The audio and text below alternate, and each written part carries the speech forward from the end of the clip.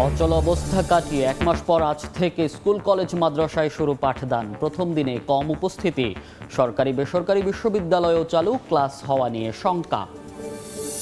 আবারও বেড়েছে রেমিটেন্স প্রবাহ। ইতালি থেকে চলতি সপ্তাহে বৈদেশিক মুদ্রা এসেছে দ্বিগুণেরও বেশি। সৌদি আরব থেকেও পাঠাচ্ছেন প্রবাসী বাংলাদেশিরা।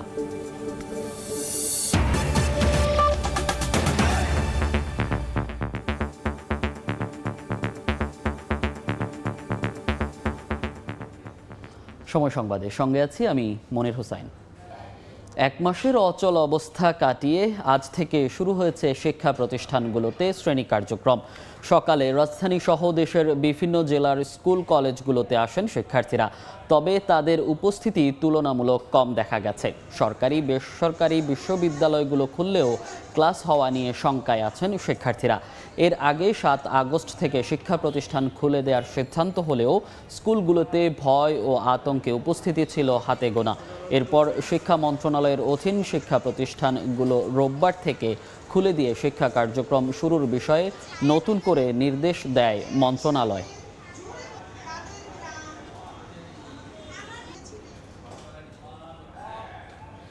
এই মুহূর্তে ঢাকা বিশ্ববিদ্যালয় ক্যাম্পাসে আছেন রিপোর্টার তাজওয়ার মাহমুদ এবং বরিশাল ব্রজমোহন কলেজে আছেন অপূর্ব অপু। সরাসরি শুরুতেই যাচ্ছি তাজওয়ারের কাছে। তাজওয়ার, মূলত রাজধানী শহর সারা দেশের স্কুল কলেজগুলো এক মাস পরে খোলার সিদ্ধান্ত এসেছে আজকে থেকে, এবং আমরা যতটুকু সকাল থেকে দেখেছি ঘুরে ফিরে সেটিকে বোঝা যাচ্ছে যে এখন পর্যন্ত আসলে পুরোদমে শিক্ষার্থীদের উপস্থিতিটা স্কুল কলেজে নেই। এবং কিছু কিছু জায়গায় সব ক্লাস শ্রেণীকক্ষেও আসলে শিক্ষার্থীদের আমন্ত্রণ জানানো হয়নি বা শিক্ষার্থীদের আসতে বলা হয়নি বলে আমরা দেখেছি। এবং আমরা এখন বর্তমানে ঢাকা বিশ্ববিদ্যালয়ে আছি, যেই স্থল থেকে আসলে এই সমগ্র আন্দোলনের সূত্রপাত এবং পরবর্তীতে সরকার পতন এবং বৈষম্য বিরোধী আন্দোলনের সূত্রপাত যে ঢাকা বিশ্ববিদ্যালয় থেকে হয়েছিল, সেটাও কিন্তু প্রায় 1.5 মাস বন্ধ থাকার পরে আজকে খুলেছে। অর্থাৎ স্কুল কলেজগুলো 1 মাস বন্ধ থাকার পরে খোলার সিদ্ধান্ত আসলেও এই ঢাকা বিশ্ববিদ্যালয় সহ রাজধানীর সারা দেশের যে বিশ্ববিদ্যালয়গুলো সেগুলো কিন্তু 1.5 মাসের বেশি সময় ধরে বন্ধ ছিল। অর্থাৎ জুলাইয়ের 1 তারিখে শিক্ষকদের ডাকা যেই নতুন পেনশন স্কিম বাতিলের জন্য তারা যেই আন্দোলন শুরু করেছিল, সেই আন্দোলনের জেরেই কিন্তু 1 জুলাই থেকে এই সারা দেশের যেই বিশ্ববিদ্যালয়গুলো সেগুলো কিন্তু বন্ধ হয়ে পড়ে। এবং পরবর্তীতে বৈষম্য বিরোধী ছাত্র আন্দোলন যেটি কোটা সংস্কারের জন্য শুরু হয়েছিল, সেটি কিন্তু আরও গতি পেয়ে গেলে সেখান থেকে কিন্তু বিশ্ববিদ্যালয়গুলোর অবস্থান বা পরিস্থিতি সেই পরিস্থিতি কিন্তু আরও বেশি গুমোট হয়ে পড়ে এবং পরিস্থিতি কিন্তু বেগতিক হয়ে পড়ে। তো বলা যাচ্ছে যে 1.5 মাস পরে বিশ্ববিদ্যালয়গুলো খুললেও এখানেও কিন্তু শিক্ষার্থীদের উপস্থিতি একদমই নেই এবং শিক্ষকদের উপস্থিতিও কিন্তু অনেকটাই কম। এবং বলা যায় যে স্কুল কলেজ এবং সারা দেশে যে শিক্ষা প্রতিষ্ঠান অর্থাৎ রাজধানীগুলো আমরা যতটুকু দেখলাম যে শিক্ষা প্রতিষ্ঠানগুলো কিন্তু পুরোদমই এখনো কিন্তু খুলেনি। এছাড়া বাকি খবর জানাতে শিক্ষা প্রতিষ্ঠান খোলার বরিশালে আছে আমাদের সহকর্মী অপূর্ব, তার কাছে আমরা চলে যাই। অপূর্ব, সারা দেশের ন্যায় আজকে থেকে বরিশালেও সব শিক্ষা প্রতিষ্ঠান কিন্তু খুলেছে। সকাল থেকেই দেখতে পাচ্ছি যে প্রত্যেকটা শিক্ষা প্রতিষ্ঠানই, সেটি স্কুল কলেজ মাদ্রাসা বিশ্ববিদ্যালয়, সবগুলোতেই আমরা দেখতে পাচ্ছি যে আমি সকাল থেকে ঘুরে দেখার চেষ্টা করেছি, যতগুলোতে গিয়েছি সবগুলোতে দেখেছি যে শিক্ষার্থীরা কিন্তু ক্লাসমুখী হয়েছেন এবং শিক্ষকরাও এসেছেন কর্মকর্তা কর্মচারীদের পদচারণায়। একেবারে চিরচেনা সেই রূপ শিক্ষা প্রতিষ্ঠানগুলোর, সেটি একেবারেই আজকে দৃশ্যমান। যদিও বা একটু কথা বলা দরকার যে বরিশাল বিশ্ববিদ্যালয় কিন্তু আরো বেশ কয়েকদিন আগেই এক অফিস আদেশের মাধ্যমে বিশ্ববিদ্যালয় সিন্ডিকেট সভার জরুরি এক সভার মধ্য দিয়ে বরিশাল বিশ্ববিদ্যালয়ের আগেই খুলেছে।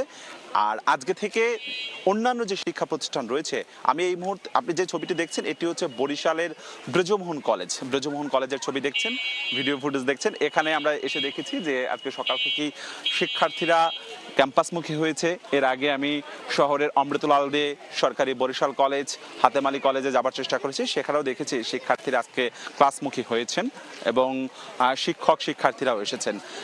এখানকার শিক্ষকরা যেটি জানিয়েছেন যে গেল 16ই জুলাই দেশের সব শিক্ষা প্রতিষ্ঠান এক অফিস আদেশের মাধ্যমে বন্ধের ঘোষণা দিয়েছিল এবং তারই অংশ হিসেবে বরিশালের শিক্ষা প্রতিষ্ঠানগুলোও সেদিনকে কিন্তু বন্ধ ঘোষণা করে। তবে আজকে গতকালকে এক আদেশ এর মাধ্যমে শিক্ষা মন্ত্রণালয়ের আদেশের মাধ্যমে জানানো হয় যে আজকে থেকে সকল শিক্ষা প্রতিষ্ঠান খুলতে হবে। সেই জায়গা থেকে আজকে আমরা দেখেছি যে সকাল থেকেই সব শিক্ষা প্রতিষ্ঠান কিন্তু আসলে খুলেছে এবং শিক্ষার্থীরা এসেছে, যথারীতি ক্লাসে পাঠদান চলছে এবং শিক্ষার্থীরাও কিন্তু তারা একটা দীর্ঘদিন পর তারা ক্লাসে এসে তারা ক্লাস করতে পেরে বেশ উচ্ছলতার প্রকাশ করেছে। তো বরিশাল ব্রজমোহন কলেজ থেকে সকাল 10টা পর্যন্ত আমার কাছে সবশেষ আপাতত এতটুকুই খবর ছিল। শিক্ষা প্রতিষ্ঠানের খবর জানতে সরাসরি যুক্ত ছিলাম বরিশাল, তার আগে ঢাকা বিশ্ববিদ্যালয় ক্যাম্পাস। সময় সংবাদে আরও থাকছে, মাঠ পর্যায়ে কচ্ছপ গতিতে চলছে ইএফডি মেশিন বিতরণ, হচ্ছে না ভ্যাট আদায়ের লক্ষ্য পূরণ, এনবিআর এর সক্ষমতার ঘাটতি দেখছেন নতুন গভর্নর।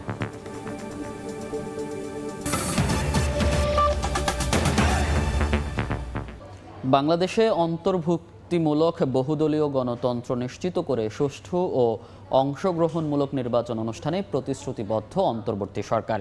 ভারতে অনুষ্ঠিত third voice of global summit A virtually যোগ দিয়ে এ কথা জানান ডক্টর মোহাম্মদ ইউনুস।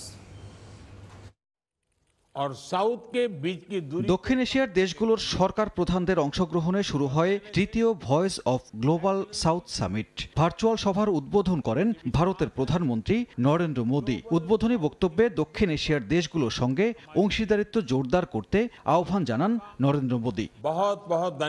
পরে সামিটে বক্তব্য রাখেন বাংলাদেশের অন্তর্বর্তীকালীন সরকারের প্রধান উপদেষ্টা ডক্টর মোহাম্মদ ইউনুস। নির্বাচন ব্যবস্থা, বিচার ব্যবস্থা, স্থানীয় সরকার ব্যবস্থা, গণমাধ্যম, অর্থনীতি ও শিক্ষা ব্যবস্থার সংস্কার করা সরকারের অন্যতম কাজ উল্লেখ করে একটি সুষ্ঠু অংশগ্রহণমূলক নির্বাচন আয়োজনের প্রতিশ্রুতি দেন।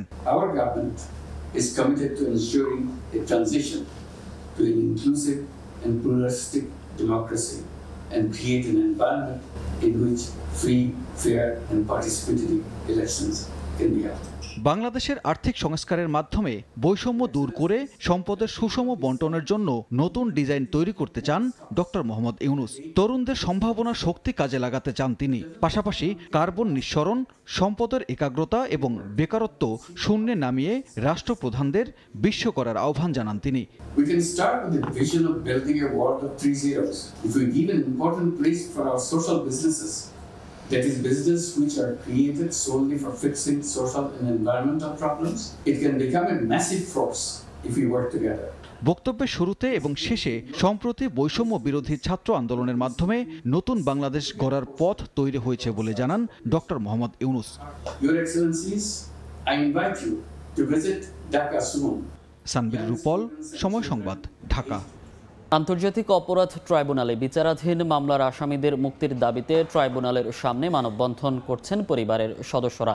এই মুহূর্তে সেখানে আছেন রিপোর্টার আফজাল হোসেন, সরাসরি যাচ্ছি তার কাছে। আফজাল, মানববন্ধনটি শুরু হয়েছে 10টার দিকেই। এই মানববন্ধনটি শুরু হয়েছে। 215 জন পরিবার, অর্থাৎ 215 জন আসামি এখনও বিচার চলছে বা তদন্ত পর্যায়ে রয়েছে, বিচারাধীন পর্যায়ে রয়েছে। তাদের পরিবারের ব্যক্তিরাই কিন্তু দেশের বিভিন্ন প্রান্ত থেকে এসে এই আন্তর্জাতিক অপরাধ ট্রাইব্যুনালে মানববন্ধন করছেন। তাদের যে দাবি, সেই দাবিটি হচ্ছে যে যারা আসামি হয়েছেন আন্তর্জাতিক অপরাধ ট্রাইব্যুনালে তাদেরকে রাজনৈতিক প্রতিহিংসামূলকভাবেই আসামি করা হয়েছে, হয়রানি করার জন্যই আসামি করা হয়েছে এবং তাদেরকে যেন দ্রুত নিঃশর্ত মুক্তি দেওয়া হয়, এই দাবিটিও কিন্তু তারা তুলছেন। এবং দেখতেই পাচ্ছেন যে এই আন্তর্জাতিক অপরাধ ট্রাইব্যুনালের সামনে মানববন্ধনে দাঁড়িয়েছেন আসামিদের পরিবারবর্গ এবং তারা যেটি বলছেন যে এই প্রহসনমূলক ট্রাইব্যুনালটি হয়েছিল আওয়ামী লীগ শুধুমাত্র রাজনৈতিক ভিন্নমত দমন করার জন্য এই ট্রাইব্যুনালটি তৈরি করেছিল এবং সেই মোতাবেকই তারা যারা আওয়ামী লীগের বিরোধী তাদেরকেই এই মামলায় আসামি করা হয়েছে। আমার সঙ্গে একজন আইনজীবী রয়েছেন, তিনি আসামিপক্ষের আইনজীবী হিসেবেই কাজ করে থাকেন, গাজী এম.এস. তামিন। তার কাছ থেকে একটু জানতে চাই যে এই যে মানববন্ধনটি আসলে কেন? জি ধন্যবাদ। আজকে আন্তর্জাতিক অপরাধ ট্রাইব্যুনালের বিচারাধীন মামলার আসামিদের পরিবারবর্গ এসেছেন এখানে। তাদের দাবি হলো যে তাদের বিরুদ্ধে এই স্থানীয় শত্রুতার কারণে মিথ্যা মামলা করে মিথ্যা সাক্ষী দিয়ে তাদেরকে হয়রানি করে দীর্ঘ 8-9 বছর করে এক একজনকে জেলখানায় বন্দী রাখা হয়েছে এবং এই ট্রাইব্যুনাল দীর্ঘদিন ধরে ফাংশন করছে না। এই শেখ হাসিনা সরকারের পদত্যাগের পরে ট্রাইব্যুনালের সকল প্রসিকিউশন পদত্যাগ করেছেন, জাজরাও এখন নাই, তাদের মধ্যে কেউ কেউ পদত্যাগ করেছেন, কেউ কেউ অবসরে গিয়েছেন। এই ট্রাইব্যুনাল এখন অঘটিত অবস্থায় থাকার কারণে দীর্ঘদিন এই মামলার কোনো তারিখও পড়ে না, মানে বিচার কার্যক্রম পুরোপুরি বন্ধ আছে এবং এই মানুষগুলো জেলখানায় বন্দী আছে বিনা বিচারে। তো তাদের দাবি দুইটাই, একটা হলো তাদের বিরুদ্ধে যে অভিযোগ আনা হয়েছে সেটা মিথ্যা, রাজনৈতিক উদ্দেশ্য প্রণোদিত এবং স্থানীয় শত্রুতার কারণে। আর 2 নম্বর দাবি হলো যে তারা এখন চায় যে এই ট্রাইব্যুনাল থেকে তাদের আসামিদের মুক্তি। তো মুক্তির প্রক্রিয়া হিসেবে আমরা একজন আইনজীবী হিসাবে আমরা দাবি করব যে ট্রাইব্যুনাল সচল করে অতি দ্রুত সম্ভব তাদের বিচার নিষ্পত্তি করা। শুনছিলেন আইনজীবী, তাদের দুটি দাবি, একটি হচ্ছে যে তাদের নিঃশর্ত মুক্তি চেয়েছেন, একই সঙ্গে ট্রাইব্যুনালটি যেহেতু এখন অনেকটাই অকার্যকর, ট্রাইব্যুনালের সব প্রসিকিউটরই পদত্যাগ করেছেন এবং একজন বিচারকও নেই, 2 জন বিচারক রয়েছেন, ট্রাইব্যুনালটা পুনর্গঠিত করে মামলাগুলো দ্রুত নিষ্পত্তি করার দাবিটিও কিন্তু জানিয়েছেন। তো এই ছিল আন্তর্জাতিক অপরাধ ট্রাইব্যুনাল থেকে আমার কাছে সবশেষ খবর। নিয়ম না মেনে ভোগাই নদী থেকে বালু তোলা হচ্ছে, এতে হুমকির মুখে পড়েছে শেরপুরের নালিতাবাড়ির চারালি সেতু। এমনকি সেতুর পিলারের গোড়া থেকে মাটি সরে গিয়ে বেরিয়ে এসেছে পাইলিংয়ের রড।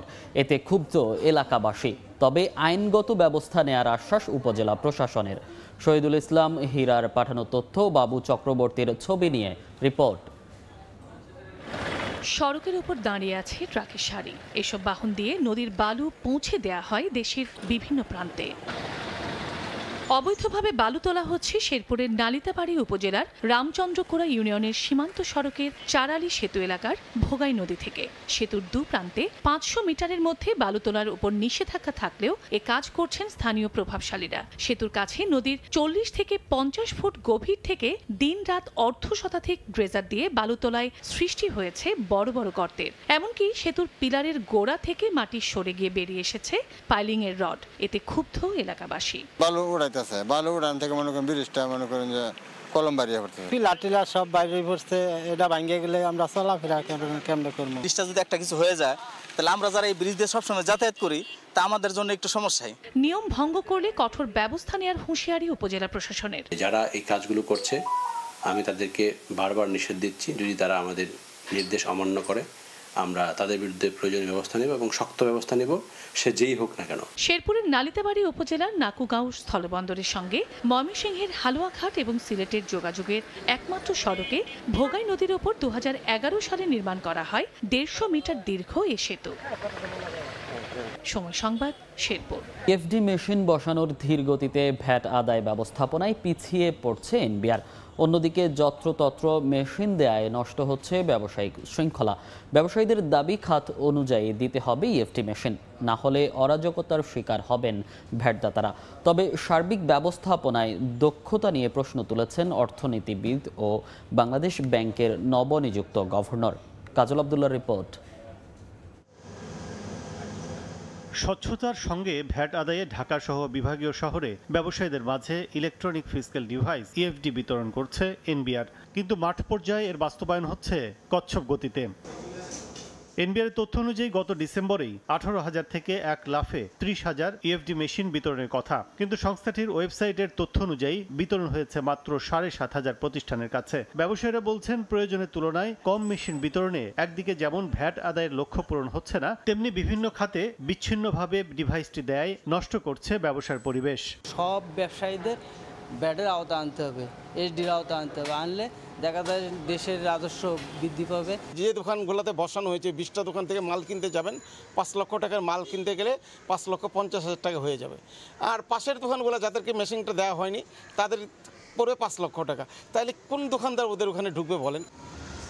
এ বিষয়ে জানতে এনবিআর এর প্রধান কার্যালয়ে গিয়েও মেলেনি জবাব। ব্যস্ততা দেখিয়ে কথা বলেননি সংশ্লিষ্ট কর্মকর্তা। অর্থনীতিবিদরা বলছেন খাত ধরে বাস্তবায়ন করতে হবে এই মেশিনের ব্যবহার। এক ইএফডি কিন্তু পুরো ব্যবসায়ের যে বা এই যে কর আদায়ের ক্ষেত্রে যে সমস্যাগুলো রয়েছে সেগুলো সমাধান করে ফেলতে পারে। এটা আসলে শুরু করা দরকার ছিল গ্রাম থেকে। তার কারণ শহরাঞ্চলে কিন্তু মুষ্টিমেয় যারা ব্যবসায়ী তারাই পুরো ব্যবসার যে সিদ্ধান্ত গ্রহণ এনবিআরকে প্রভাবিত করা সেই কাজগুলো করে থাকেন। তবে ডিজিটাল কার্যক্রম তদারকিতে এনবিআর এর সক্ষমতা নিয়ে প্রশ্ন তুলেছেন বাংলাদেশ ব্যাংকের নতুন গভর্নর। ইএফটিকে ম্যানেজ করার যে দক্ষতা সেটা এনবিআর নেই এবং এনবিআর এর কোনো প্রতিষ্ঠানিক কোনো ব্যবস্থাও নাই যেখানে ম্যানেজ করতেছে প্রত্যেকটা ইএফটি মেশিন কি চালু আছে কিনা। আমি ইএফটি মেশিন ঢাকে রেখে দিছি, ইএফটি মেশিন চলে না 5 দিন, আমি কিন্তু জানবো না। দেশব্যাপী ব্যবসা প্রতিষ্ঠানের সংখ্যা প্রায় 56 লাখ। এর মধ্যে 5 বছরে 3 লাখ মেশিন সরবরাহের লক্ষ্যমাত্রা এনবিআর এর। এই অবস্থায় লক্ষ্যমাত্রা পূরণে যেমন শঙ্কা তৈরি হয়েছে, তেমনি কবে সব প্রতিষ্ঠান অত্যাধুনিক ব্যবস্থাপনার আওতায় আসবে তা নিয়েও প্রশ্ন ব্যবসায়ী মহলের। কাজল আব্দুল্লাহ, সময় সংবাদ, ঢাকা। দেখছেন সময় সংবাদ। দেশের বাইরের খবর। ইতালি থেকে বেড়েছে রেমিটেন্স প্রবাহ। গেল বছর সর্বোচ্চ 1166 মিলিয়ন ইউরো পাঠালেও এবার সেই রেকর্ড ভাঙতে চলেছে। গেল সপ্তাহের তুলনায় চলতি সপ্তাহে রেমিটেন্স পাঠানোর হার দ্বিগুণেরও বেশি। ইতালি থেকে হাসান মাহমুদের রিপোর্ট। গণঅভ্যুত্থানে সাড়া দিয়েই সরকার পতনের আগে রেমিটেন্স না পাঠানোর আহ্বানে অনেক প্রবাসী দেশে টাকা পাঠানো থেকে বিরত থাকে। তবে শেখ হাসিনা সরকারের পতনের পর ইতালি থেকে স্বাভাবিকের তুলনায় অনেক বেশি পরিমাণে রেমিটেন্স যাচ্ছে বাংলাদেশে। মানি এক্সচেঞ্জগুলোর কর্মকর্তারা বলছেন, চলতি সপ্তাহে আগের সপ্তাহের তুলনায় দ্বিগুণেরও বেশি রেমিটেন্স পাঠিয়েছে ইতালি প্রবাসী বাংলাদেশিরা। প্রবাসী ব্যবসায়ীরা বলছেন, এই রেমিটেন্স পাঠানোর প্রবাহ আগামীতে আরও বাড়বে। দেশের অর্থনীতিকে সচল রাখতে প্রবাসীদের ভূমিকার কথাও স্মরণ করিয়ে দেন তারা। রেমিটেন্সের প্রবাহ গত সপ্তাহ থেকে এই সপ্তাহে প্রায় দ্বিগুণের মতো বৃদ্ধি পেয়েছে এবং এই ধারাবাহিকতা অব্যাহত থাকবে আশা করতেছি আমরা। বাংলাদেশের পরিস্থিতি অনেক ভালো হওয়াতে রেমিটেন্স বাড়ছে এবং আরও বাড়বে ইনশাআল্লাহ। বছরের প্রথম 3 মাসে 29 কোটি 13 লাখেরও বেশি রেমিটেন্স পাঠানো হয়েছে বাংলাদেশে। ইতালিতে প্রতিষ্ঠিত বেসরকারি প্রতিষ্ঠান ন্যাশনাল এক্সচেঞ্জ কোম্পানি গেল সপ্তাহের তুলনায় বেশি রেমিটেন্স পাঠিয়েছে। আগের সপ্তাহে যেখানে 1 কোটি 77 লাখ রেমিটেন্স পাঠানো হয়, চলতি সপ্তাহে সেখানে 3 কোটি 59 লাখ রেমিটেন্স পাঠিয়েছে তারা। বাংলাদেশে রাজনৈতিক ডামাডোল না থাকলে আগের সকল রেকর্ড ভেঙেই চলতি বছর ইতালি থেকে রেমিটেন্স পাঠানোর নতুন রেকর্ড গড়বে বাংলাদেশিরা, এমনটাই মনে করছেন কেউ কেউ। ইতালির রোম থেকে হাসান মাহমুদ, সময় সংবাদ। কিছুদিন আগে বৈধ পথে রেমিটেন্স পাঠানোর হার কমে যায়। তবে ডক্টর মোহাম্মদ ইউনূসের নেতৃত্বে অন্তর্বর্তীকালীন সরকার দায়িত্ব নেয়ার পর এখন সৌদি আরব থেকে রেমিটেন্স পাঠাচ্ছেন প্রবাসী বাংলাদেশিরা। প্রবাসীরা মনে করেন, দেশের অর্থনৈতিক সংকট কাটাতে তাদের পাঠানো রেমিটেন্স গুরুত্বপূর্ণ ভূমিকা রাখবে। রিয়াদ থেকে আরিফুর রহমানের প্রতিবেদন। সৌদি আরবের বাংলাদেশি অধ্যুষিত বাথা ও হাইয়াল উজারা বা হারা এলাকায় বিপুল সংখ্যক প্রবাসী বাংলাদেশি বসবাস করেন। প্রবাসীদের কেন্দ্র করে বৈধ পথে রেমিটেন্স পাঠানোর জন্য সৌদি আরবের বিভিন্ন ব্যাংকের শাখা উপশাখাগুলো এ দুটি স্থানেই সবচেয়ে বেশি। বাংলাদেশি অধ্যুষিত হওয়ায় সৌদি আরবের বিভিন্ন স্থান থেকে বেশিরভাগ বাংলাদেশি দূর দূরান্ত থেকে এখানে এসে দেশে থাকা স্বজনদের কাছে টাকা পাঠান। প্রবাসীরা মনে করেন, দেশের চলমান পরিস্থিতি যত দ্রুত স্বাভাবিক হবে, দেশে থাকা স্বজনদের জন্য তারা ততই শঙ্কামুক্ত থাকবেন। বাংলাদেশের তরুণ সমাজ দুর্নীতিমুক্ত সমাজ গঠনের যে অঙ্গীকার করেছে তা বাস্তবায়ন করতে এবং দেশের অর্থনীতিকে সমৃদ্ধ করতে নতুন ডক্টর মোহাম্মদ ইউনূসের নেতৃত্বে অন্তর্বর্তীকালীন সরকারের উপর ভরসা করছেন প্রবাসীরা। দেশের সমৃদ্ধি, দেশের উন্নতি, দেশের অর্থনৈতিক চাকা সচল রাখতে আমরা রেমিটেন্সের মাধ্যমে গুরুত্বপূর্ণ ভূমিকা রাখার চেষ্টা করতেছি। আমরা প্রত্যেকটা প্রবাসী আমরা সবাইকে উৎসাহিত করবো যেন সবাই ব্যাংকের মাধ্যমে বাংলাদেশে রেমিটেন্স পাঠায় এবং দেশের উন্নয়নে সার্বিক ভূমিকা রাখে। আমরা প্রবাস থেকে ব্যাংকের মাধ্যমে টাকা পাঠাবো এবং যারা আছে তাদেরকে বলবো ব্যাংকের মাধ্যমে টাকা পাঠানোর জন্য। বিশ্ব ব্যাংকের তথ্য অনুযায়ী প্রবাসী আয়ে বাংলাদেশের অবস্থান 7ম। এর একটি বড় অংশ আসে মধ্যপ্রাচ্যের দেশ সৌদি আরব থেকে। আরিফুর রহমান, সময় সংবাদ, সৌদি আরব। এ পর্যায়ে শীর্ষ সংবাদগুলো জানিয়ে দিচ্ছি আরেকবার। অচল অবস্থা কাটিয়ে 1 মাস পর থেকে আজ থেকে স্কুল কলেজ মাদ্রাসায় শুরু পাঠদান। প্রথম দিনে কম উপস্থিতি, সরকারি বেসরকারি বিশ্ববিদ্যালয়েও চালু, ক্লাস হওয়া নিয়ে শঙ্কা।